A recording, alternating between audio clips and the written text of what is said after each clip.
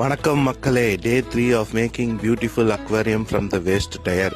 So day 1லையும் 2லையும் நம்ம வந்து இந்த அக்வேரியம் பண்ணுறதுக்கு எப்படி பிளான் பண்ணோம், கண்ணாடியை வந்து எப்படி கட் பண்ணோம், அதெல்லாம் பார்த்தோம். இன்றைக்கி வந்து நம்ம வந்து இந்த டயரை வந்து எப்படி வெட்டணும் அப்படின்றது தான் பார்க்க போகிறோம்.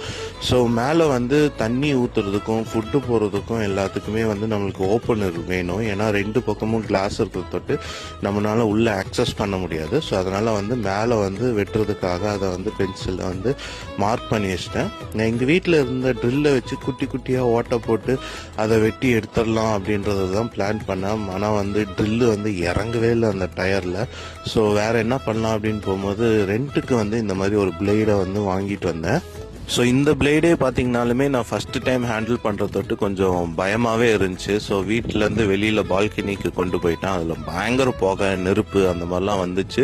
ப்ளஸ் டயரை வெட்ட வெட்ட வெட்ட வந்து அதை வந்து கையில் வந்து செதற ஆரம்பிச்சிருச்சு. ஸோ அதனால் வந்து சேஃப்டிக்கு ஹெல்மெட்டு, நான் வந்து கைக்கு சாக்ஸ் அதெல்லாம் போட்டோன்னே வெட்ட ஆரம்பிச்சிட்டேன். ஆனால் ரொம்ப கஷ்டமாக இருந்துச்சு. டயர் இவ்வளோ திக்காக இருக்குமா, எப்படிடா டயர்லாம் இப்படி பஞ்சர் ஆகுது அப்படின்றதே நம்மளை யோசிக்க வச்சிருச்சு ஆக்சுவலாக. ஸோ ஒரு வழியாக வந்து அந்த டயரை வந்து ரொம்ப கஷ்டப்பட்டு வெட்டி எடுத்தாச்சு. ஸோ நெக்ஸ்ட் பார்த்தீங்கன்னா அந்த டயருக்கு வந்து நம்ம வந்து பிளாக் பெயிண்ட் அடிக்க போகிறேன். நான் வந்து வேறு டயருக்குலாம் கலராக பெயிண்ட் அடிச்சிருக்கேன். ஆனால் வந்து இதுக்கு வந்து எனக்கு வந்து பிளாக் பெயிண்ட் தான் அடிக்கணும்னு ஆசையாக இருக்குது. ஏன்னா வந்து அந்த டயர் அப்படின்ற அந்த ஒரிஜினாலிட்டி ராவாக இருக்கணும் அப்படின்றதுக்காக பிளாக் பெயிண்ட் அடிக்க போகிறேன்.